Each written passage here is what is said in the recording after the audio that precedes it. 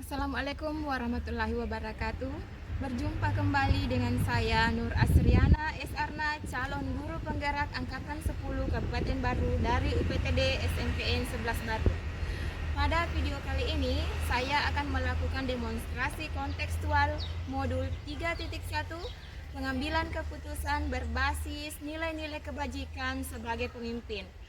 Dalam kesempatan kali ini, saya akan melakukan wawancara dengan dua kepala sekolah. Yang pertama, Bapak Muhammad Rida SAG MM, Kepala UPTD SMPN 11 Baru.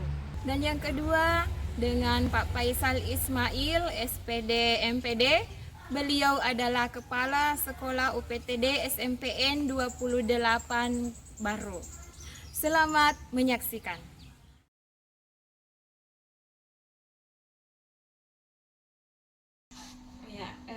Baik Pak, Assalamualaikum warahmatullahi wabarakatuh. Waalaikumsalam. Iya. Bagaimana kabarnya hari ini Pak? Ya, alhamdulillah baik Bu. Iya, baik, alhamdulillah. Sebelumnya Pak, saya ingin menyampaikan terima kasih kepada Bapak karena telah meluangkan waktu dalam kegiatan wawancara hari ini.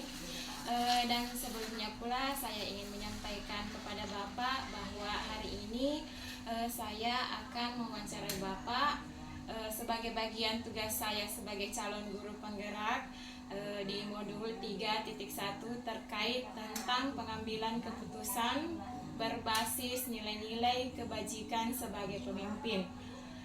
Baik Pak, ada beberapa pertanyaan yang ingin saya ajukan kepada Bapak. Semoga Bapak bersedia menjawabnya. Ya, baik Pak, yang pertanyaan pertama, selama ini bagaimana Bapak dapat mengidentifikasi kasus-kasus yang merupakan dilema etika atau rujukan moral?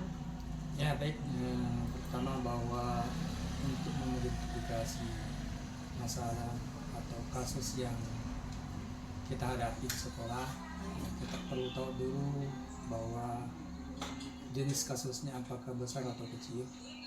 Kemudian kita tentukan apa pokok permasalahannya atau apa inti masalah yang dihadapi, karena kita ketahui bahwa di instansi yang memiliki banyak siswa atau banyak orang yang terlibat, tentu saja kita harus memahami kasus apa yang sedang terjadi, karena pihak-pihak yang terkait atau yang terlibat perlu kita pahami juga ya, supaya tidak menimbulkan masalah di belakang. Ya, jadi tergantung dari jenis kasusnya Pak, ya, dan pihak-pihak mana saja yang dilibatkan, ya, yang terlibat di dalamnya. Oke Pak, bagaimana Bapak menjalankan pengambilan keputusan di sekolah, terutama untuk kasus-kasus di mana ada dua kepentingan yang sama-sama benar atau sama-sama mengandung nilai-nilai kebajikan? Ya, yang penting barangkali kita perlu ketahui bahwa semua orang berpendapat mereka akan mengatakan mereka betul, dan asumsi-asumsi yang dihasilkan juga memahami bahwa yang memiliki kasus itu tentu tahu bahwa saya merasa betul, dan sebagai pimpinan saya harus mengatakan bahwa tidak ada yang salah. Kita istilahnya dalam hukum itu ada namanya prasangka tak bersalah, sehingga harus kita ketahui dulu mereka memiliki tujuan atau untuk apa mereka berkonflik, sehingga kita bisa menentukan prosedurnya. Jadi langkah-langkah yang kita lakukan adalah memahami dulu inti masalahnya, kemudian kita menyusun langkah-langkah untuk penyelesaian permasalahan. Saya kira begitu saja. Iya, ya. Bapak tadi setelah menjawab sebenarnya langkah-langkah ya tentang pengambilan atau keputusan yang Bapak lakukan. jadi seperti itu. Kemudian hal apa saja yang selama ini Bapak anggap efektif dalam pengambilan keputusan pada kasus-kasus dilema etika? Yang pertama bahwa kami memahami bahwa ada kasus yang memang sulit diselesaikan secepatnya, dan ada juga yang kayaknya mudah. Mengapa? Karena kasus atau orang yang berkonflik itu memahami kedudukannya masing-masing. Ini ada yang cukup efektif untuk dijadikan sebagai bahan untuk menentukan keputusan.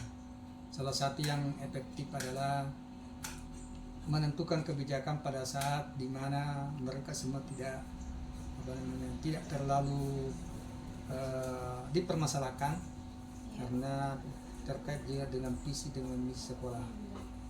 Ya, semuanya tergantung dari visi dan misi sekolah. Ya. Kita harus penting pengambilan visi misi. keputusan tak harus menurut itu, harus sesuai dengan visi dan misi sekolah ya. Ya, selanjutnya Pak, hal-hal apa saja yang selama ini merupakan tantangan bagi Bapak dalam pengambilan keputusan pada kasus-kasus dilema etika yang Bapak hadapi? Ada beberapa tantangan yang kami hadapi untuk menyelesaikan konflik atau kasus itu. Yang paling banyak itu adalah mengenai kepentingan masing-masing yang memiliki konflik itu atau yang berkasus. Yang kedua mengenai budaya atau sosiokultural mereka. Yang ketiga, tantangan kita adalah menempatkan undang-undang atau peraturan yang seharusnya berlaku di instansi di mana kita berada. Yang keempat adalah bagaimana memasukkan nilai-nilai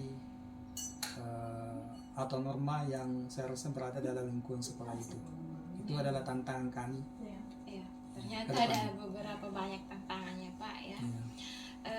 Kemudian apakah Bapak memiliki jadwal tertentu dalam penyelesaian suatu kasus dilema etika, ataukah Bapak bisa menyelesaikan secara langsung di tempat? Kemudian ketika Bapak ingin menyelesaikan suatu masalah, apakah memiliki atau melalui prosedur tertentu? Ya, yang perlu kita pahami bahwa mungkin juga ada kasus yang memang membutuhkan prosedur yang cukup detail, tapi ada juga kasus di mana konflik itu bisa diselesaikan di tempat itu sehingga kebijakan bisa dilakukan secara cepat dan efektif.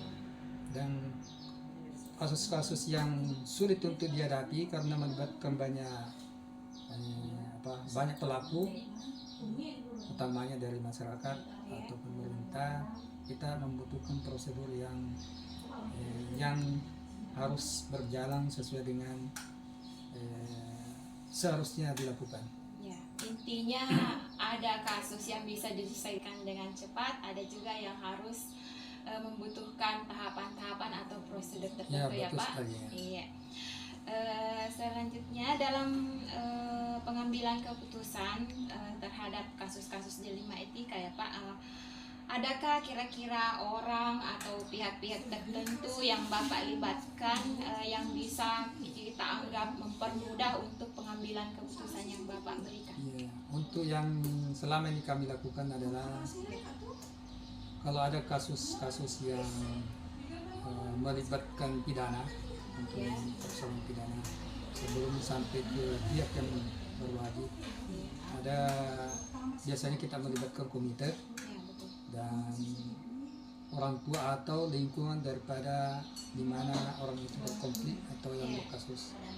Yang ketiga, tentu saja kita harus berkoordinasi dengan dinas pendidikan atau pemerintah setempat, karena kasus ini tidak hanya di dalam kelas tetapi juga akan berakibat kepada lingkungan sekolah dan juga instansi yang secara umum.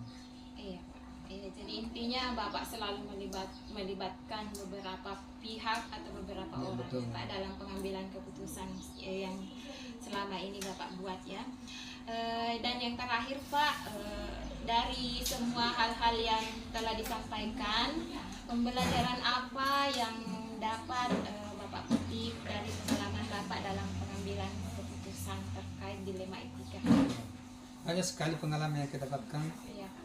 terutama pembelajaran tentang bagaimana menentukan keputusan atau kebijakan yang terkait dengan kepentingan sekolah, di mana kita harus berpatokan pada visi dan misi sekolah. Kemudian kita harus tahu juga banyak pemahaman yang harus kita pahami, utamanya dari undang-undang atau peraturan pemerintah yang berhubungan dengan bagaimana menjalankan visi misi sekolah. Saya kira itu saja. Ya, baik Pak. Ya, luar biasa percakapan kita pada kali ini, dan saya juga secara tidak langsung akan memperoleh pengalaman dari yang Bapak kemukakan tadi. Terima kasih atas waktunya Pak. Terima kasih. Ya.